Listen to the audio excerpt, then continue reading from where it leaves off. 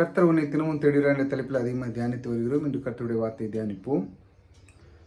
நீர் எனக்கு துணையாக இருந்ததினால் உமது செட்டைகளில் நிழலிலே களி கூறுவேன். நாம் சொல்லுகிறோம், தேவன் எனக்கு துணையாக இருக்கிறதுனால் நான் என்ன செய்கிறேன்? நிழலிலே களி கூறுகிறேன். ஒரு கழுகு தன் குஞ்சுகளை எப்படி பாதுகாக்கிறது போல நம் தேவன் அப்படிப்பட்டவர். நம்மை ஒரு நாளும் கைவிட மாட்டார்.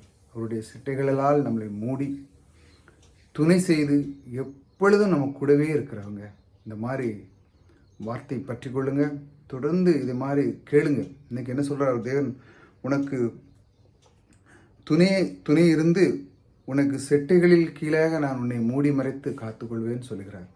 உனக்கு துணை இருக்கிறார், உன்னை மூடி மறைத்து பாதுகாக்கும்னு சொல்லுகிறார். எங்கு செல்கிறீர்களோ, எங்கு சென்றாலும் காலையில் எழுந்தவுடன் செல்லுங்க. தேவன் என்னை செட்டைகளின் கீழே என்னை வைத்திருக்கிறார். என்னை துன்மார்க்கன் எவனும் என்னை நெருங்க முடியாது.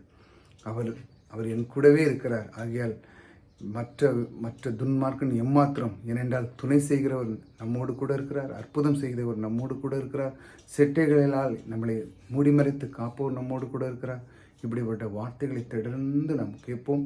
தொடர்ந்து நாம் இந்த கர்த்தர் உன்னை தினமும் தேடுகிறார் என்ற தலைப்பில் கேட்கறதுனால அதை தொடர்ந்து சப்ஸ்கிரைப் பண்ணி வச்சுக்காங்க. மற்றவர்களுக்கும் ஷேர் பண்ணுங்கள். இந்த மாதிரி வார்த்தைகளை தினமும் கேளுங்க. கர்த்தர் என் கூட எப்படி இருக்கிறார், அவர் எனக்கு துணை செய்கிறார்.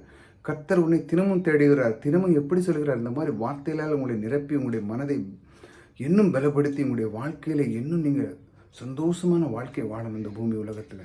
ஆகையால் கர்த்தர் துணை செய்கிறவர் உங்களோடு கூட இருக்கிறார். கர்த்தர் உங்களை ஆசீர்வதிக்கிறார்.